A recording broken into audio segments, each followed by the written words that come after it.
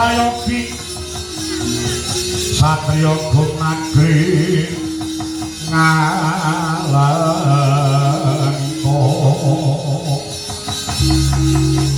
Yang Kumbo Karno namane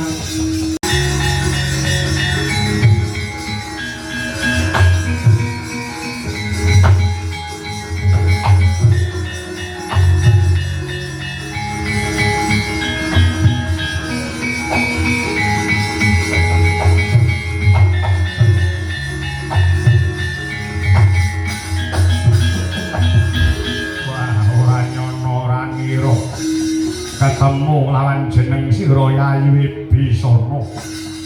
Inggih Kakang Mas. Kula ingkang rangipun Gunawan Wibisana kamuni ngono. Nalikanipun kula dipun tundhung lawan Kakang Dasamuka, sampun manunggal cipta rasa budi lawan karsa. Kula manunggal lawan Sri Rama Wijaya. Mono Gunawan. Nggih, lakar kados mekaten. Nah, anggen kula mrepeki unjuwanipun Kakang Kumbakarna.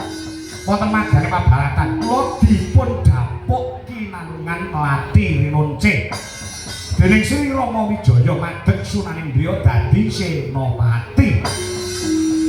Kene tetandhingan lan paduka Kakang Kumbakarna ingkang minangka dadi senopati ning Dasamuka. Wes, iki lakon apa iki?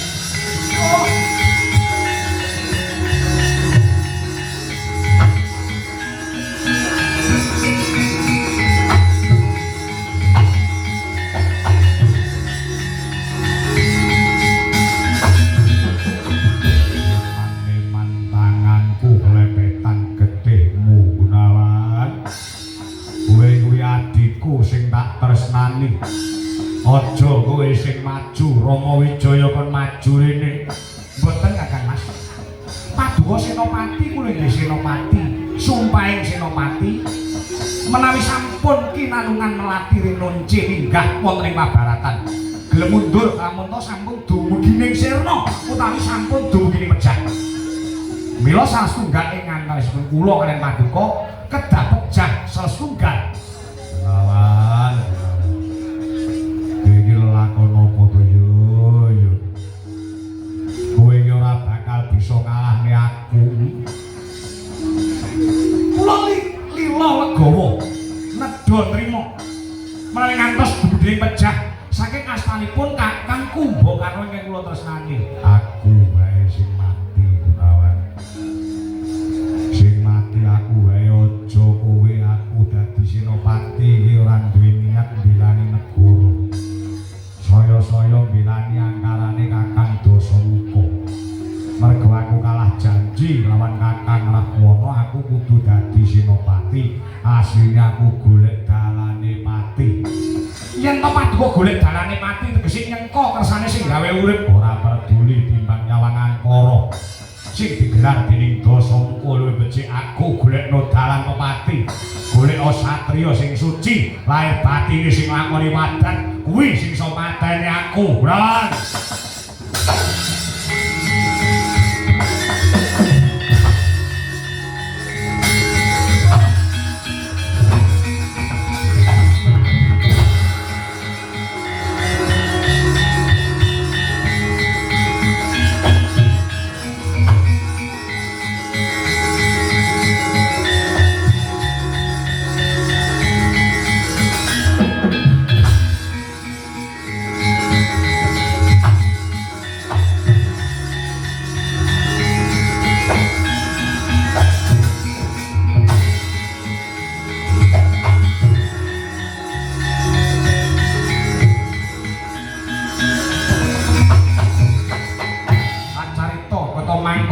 Mentang Gendhewa sinandhangan parastra nenggih risang Lesmana kuwi dadoh satriya ingkang suci lahir batine ingkang lampahi wadat awit janji lawan uripe namung to sajege gesang boten badhe apala-krama awit kogel kagelaning ati lawan ingkang bakyu pun regian Warasinta duk nalika wonten telengipun Dandaka Sang Lesmana sigra mentang Gendhewa sinandhangan parastra ing cacahipun wonten gangsal.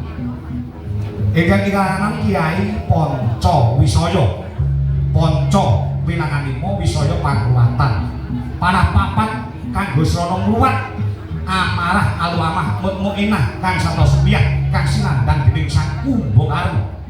Kantun sajuga iki minangka dadi lantaran gugure Sang Senopati nalika